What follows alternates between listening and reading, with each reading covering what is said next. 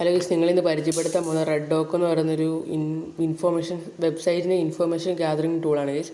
നമ്മൾ ഇൻസ്റ്റാളേഷൻ ഒന്നും കാണിക്കുന്നില്ല, അതിൻ്റെ ഫുൾ വീഡിയോ ഇട്ടിട്ടുണ്ട്.